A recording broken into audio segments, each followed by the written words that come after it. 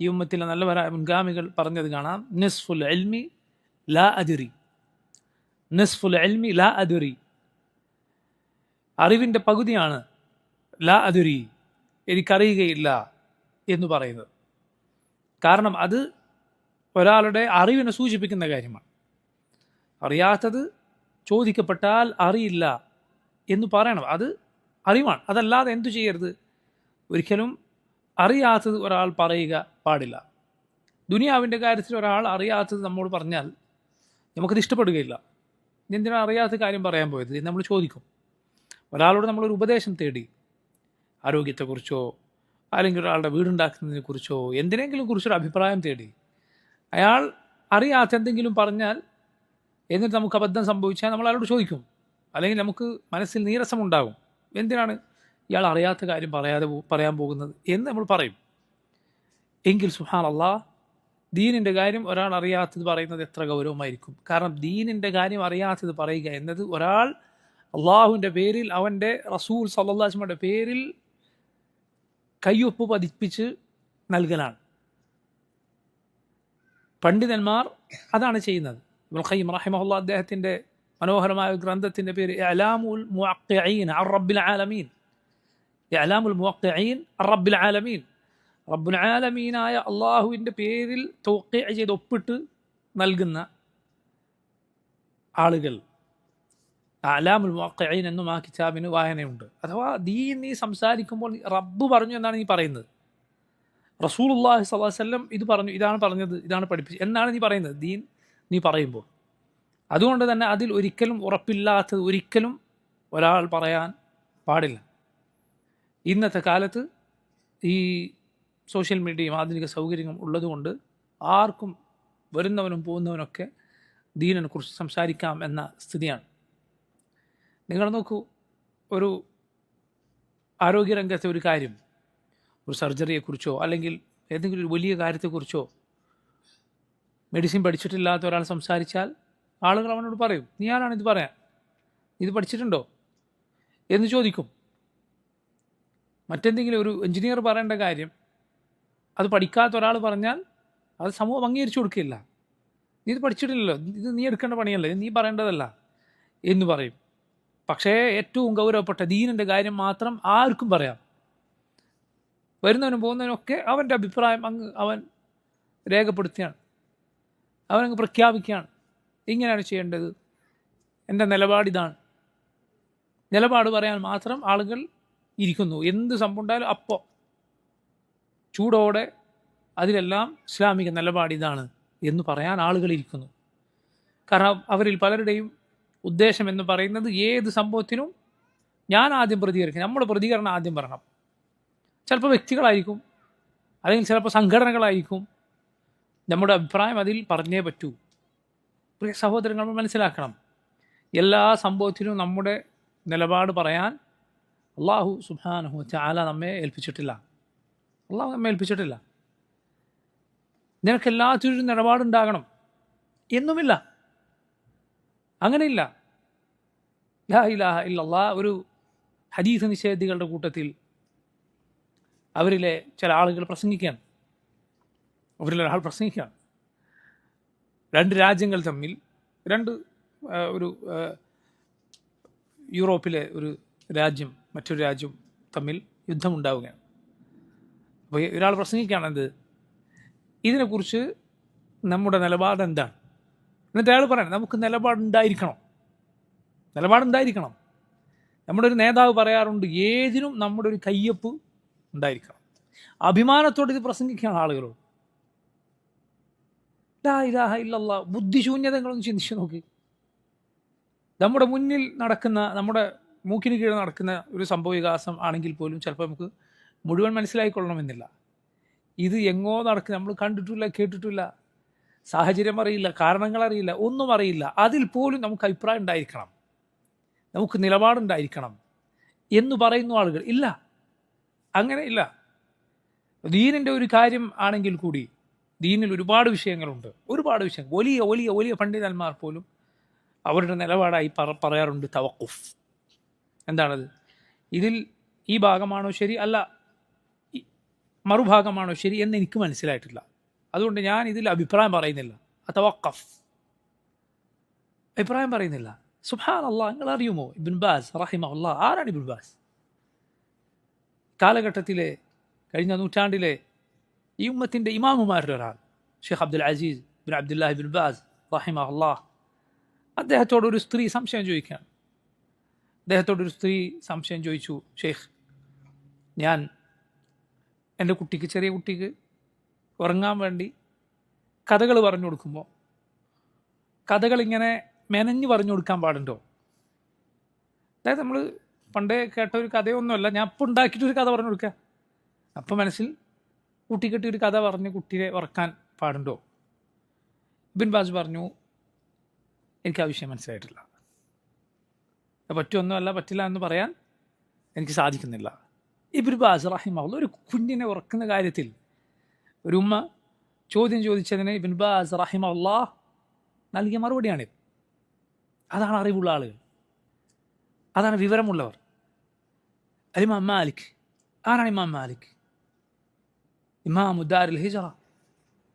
അള്ളാഹുവിൻ്റെ റസൂൽ സല്ലല്ലാഹു അലൈഹി വസല്ലമയിൽ നിന്ന് ഒട്ടനേകം ഹദീസുകൾ വളരെ ചുരുങ്ങിയ ആളുകൾ മാത്രമേ ഇമാം മാലിക്കിനും അള്ളാഹുവിൻ്റെ റസൂൽ സല്ലല്ലാഹു അലൈഹി വസല്ലമക്കും ഇടയിലുള്ളൂ. നമുക്ക് സഹീഹുൽ ബുഖാരിയിലും മറ്റും നോക്കിയാൽ എത്രയോ ഹദീസുകൾ കാണാം. അൻ മാലിക്കിൻ അൻ നാഫിഇൻ അൻ മാലിക്കിൻ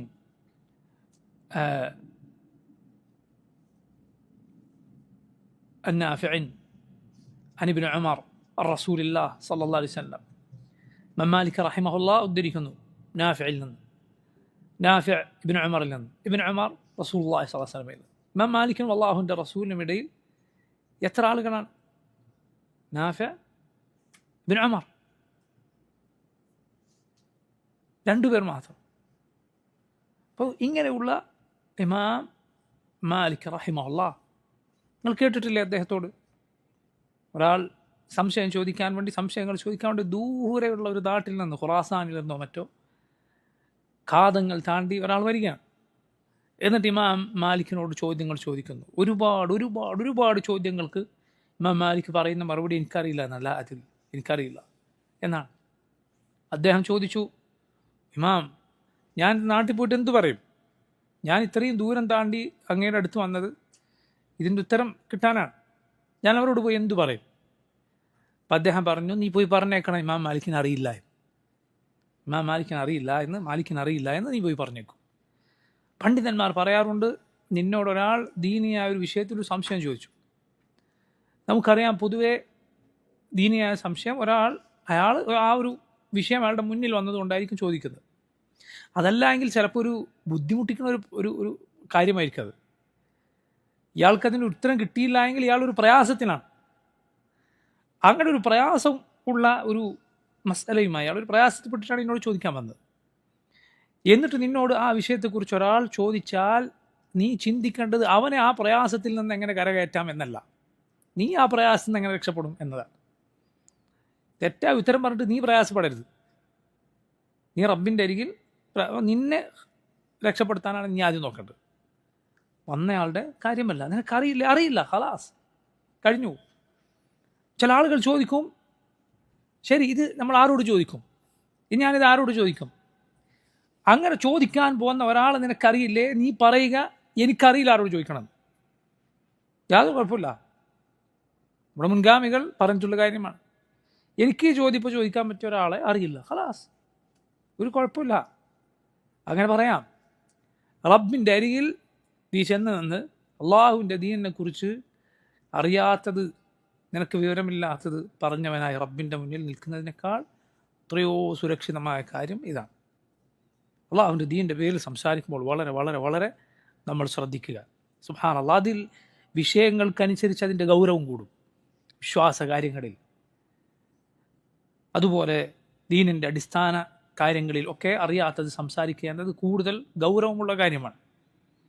ഇന്ന് ആളുകൾ അത്തരം വിഷയങ്ങളിൽ വരെ അവനവന് തോന്നിയത് സംസാരിച്ചു കൊണ്ടിരിക്കുന്നു. റസൂലുള്ളാഹി സ്വല്ലല്ലാഹു അലൈഹി വസല്ലമയുടെ കാലത്ത് ഒരു കൂട്ടം ആളുകൾ യാത്ര പോവുകയും അതിലൊരാളുടെ തലക്ക് മുറിവേൽക്കുകയും ചെയ്തു. അദ്ദേഹം അന്ന് ജനാപത്തുകാരനായി, തല മുറിഞ്ഞിരിക്കുകയാണ്. കൂടെയുള്ളവരോട് ചോദിച്ചു, എന്തു ചെയ്യണം, എനിക്ക് കുളിക്കാതിരിക്കാൻ ഇളവുണ്ടോ? അവർ പറഞ്ഞു, ഇളവൊന്നുമില്ല, കുളിക്കാൻ തന്നെ വേണം. അങ്ങനെ അദ്ദേഹം കുളിച്ചു. അത് കാരണത്താൽ അദ്ദേഹം മരണപ്പെടുകയുണ്ടായി. റസൂലുള്ളാഹി സ്വല്ലല്ലാഹു അലൈഹി വസല്ലമയ്ക്ക് ഈ വിവരം കിട്ടിയപ്പോൾ എന്താണ് പറഞ്ഞത്? ഖതലൂഹു ഖതലഹുമുല്ലാഹ്, അവർ അദ്ദേഹത്തെ കൊന്നുകളഞ്ഞു, അള്ളാഹു അവരെ നശിപ്പിക്കട്ടെ. അവർക്കറിയില്ലായിരുന്നെങ്കിൽ ചോദിച്ചുകൂടായിരുന്നോ? ഇന്നമാ ശിഫാഉൽ അയ്യി അസ്സുആൽ, അറിവില്ലായ്മക്കുള്ള പരിഹാരം ചോദിക്കലാണ് അറിവില്ലായ്മയുടെ പരിഹാരം എന്ന് പറയുന്നത്. അപ്പോൾ നോക്കൂ, സലഫുകൾ പറഞ്ഞ വാക്ക് എത്ര മനോഹരമാണ്. ഒരാൾക്ക് അറിയില്ല എന്ന് പറയൽ അത് അറിവിൻ്റെ പകുതിയാണ്, നിസ്ഫുൽ ഇൽമാണ്. കാരണം അത് ഒരറിവാണ്. അതെങ്ങനെ നമുക്ക് മനസ്സിലാവും? കാരണം തനിക്കറിയില്ല എന്ന് അറിവുള്ളവന് അവൻ്റെ അറിവില്ലായ്മ എന്നത് ജഹ്ലുൻ ബസീത്ത് എന്നാണ് പണ്ഡിതന്മാർ അതിനെക്കുറിച്ച് പറയാറുള്ളത്. ജഹ്ൽ ബസീത്ത് എന്ന് പറഞ്ഞാൽ ആ അറിവില്ലായ്മ ഗൗരവമുള്ളൊരു അറിവില്ലായ്മയല്ല. അതല്ലാത്ത മറ്റൊന്നുണ്ട്, അതുമായി തട്ടിച്ചു നോക്കിയാൽ, മറ്റൊരു ജഹലുണ്ട്, അതുമായി തട്ടിച്ചു നോക്കിയാൽ അത് ഗൗരവമുള്ളതല്ല. കാരണം അവൻ അറിയില്ല എന്ന വിവരം അവനുണ്ട്, അതുകൊണ്ട് അവൻ പഠിക്കാൻ ശ്രമിക്കും, ആളുകളെ ബുദ്ധിമുട്ടിലാക്കുകയില്ല, എന്തെങ്കിലും പറഞ്ഞിട്ട് ബുദ്ധിമുട്ടാക്കുകയില്ല. രണ്ടാമത്തെ ജഹൽ എന്താണ്? ജഹൽ മുറക്കബ്. അവന് അറിയില്ല, പക്ഷേ തനിക്കറിയില്ല എന്ന വിവരവും അവനില്ല. അവനെന്ത് ചെയ്യും? ഒന്നും പഠിക്കാൻ തയ്യാറാവുകയില്ല. അതുപോലെ അവൻ ആളുകൾക്ക് തെറ്റായ വിവരങ്ങൾ പകർന്നു നൽകുകയും ചെയ്യും. ഇതൊരിക്കലും നമുക്ക് യോജിച്ച കാര്യമല്ല. റസൂലുള്ളാഹി സ്വല്ലല്ലാഹു അലൈഹി വസല്ലമയുടെ അരികിൽ ഒരിക്കൽ ചിലർ വന്ന് ചോദിച്ചു, നബിയെ, ഈ ഭൂമിയിൽ ഏറ്റവും നല്ല സ്ഥലം ഏതാണ്? അള്ളാഹ്ക്ക് ഏറ്റവും ഇഷ്ടമുള്ള സ്ഥലം ഏതാണ്? നബി സല്ലല്ലാഹു അലൈഹി വസല്ലം പറഞ്ഞു, എനിക്കറിയില്ല. അള്ളാഹുവിൻ്റെ റസൂൽ സല്ലല്ലാഹു അലൈഹി വസല്ലം പറയാണ്, എന്ത്? എനിക്കറിയില്ല. ജിബ്രീൽ അലൈഹിസ്സലാം വന്നു. നബി സല്ലല്ലാഹു അലൈഹി വസല്ലം ജിബ്രീലിനോട് ചോദിച്ചു, ജിബ്രീൽ, ഭൂമിയിൽ അള്ളാഹുവിന് ഏറ്റവും ഇഷ്ടപ്പെട്ട സ്ഥലം, നല്ല സ്ഥലം ഏതാണ്? ജിബ്രീൽ അലൈഹിസ്സലാം പറഞ്ഞു, എനിക്കറിയില്ല, ഞാൻ റബ്ബിനോട് ചോദിക്കട്ടെ. ജിബ്രീൽ അലൈഹിസ്സലാം പറഞ്ഞു, എനിക്കറിയില്ല, ഞാൻ റബ്ബിനോട് ചോദിക്കട്ടെ. റബ്ബിനോട് ജിബ്രീൽ അലൈഹിസ്സലാം ചോദിച്ചു. റബ്ബിൻ്റെ മറുപടിയുമായി റസൂലുള്ളാഹി സ്വല്ലല്ലാഹു അലൈഹി വസല്ലമയുടെ അരികിലേക്ക് വന്നു. നബി സല്ലല്ലാഹു അലൈഹി വസല്ലം ആളുകളെ പഠിപ്പിച്ചു. റസൂലുള്ളാഹി സ്വല്ലല്ലാഹു അലൈഹി വസല്ലം പറഞ്ഞു, അഹബ്ബുൽ ബിലാദി ഇലല്ലാഹി മസാജിദുഹാ വഅബ്ഗദുൽ ബിലാദി ഇലല്ലാഹി അസ്വാഖുഹാ. ഈ ഭൂമിയിൽ അള്ളാഹുവിന് ഏറ്റവും ഇഷ്ടമുള്ള സ്ഥലം മസ്ജിദുകളാണ്. ഭൂമിയിൽ അള്ളാഹുവിന് ഏറ്റവും വെറുപ്പുള്ള സ്ഥലം അങ്ങാടികളാണ്, ചന്തകളാണ്. മുഹമ്മദ് സല്ലല്ലാഹു അലൈഹി വസല്ലം ഒരു ചോദ്യം ചോദിച്ചു, എനിക്കറിയില്ല. നബി പറഞ്ഞു, എനിക്കറിയില്ല, അറിവുള്ളവരോട് ചോദിക്കട്ടെ. ജിബ്രീൽ അലൈഹിസ്സലാമിനോട് ചോദിച്ചു. ജിബ്രീൽ അലൈഹിസ്സലാം പറഞ്ഞു, എനിക്കറിയില്ല, റബ്ബിനോട് ചോദിച്ചു, ഉത്തരം ലഭിച്ചു. ഇങ്ങനെയാണ് സുബ്ഹാനല്ലാഹ്, അറിവില്ലാത്ത കാര്യം അത് അറിയില്ല എന്ന് പറയുന്നതിൽ യാതൊരു കുറച്ചിലുമില്ല, മറിച്ച് അത് അറിയില്ല എന്നാണ് പറയേണ്ടത്. അറിയാത്ത കാര്യം നീ പറഞ്ഞാൽ നീ അതിന് ഉത്തരവാദിയായി മാറി.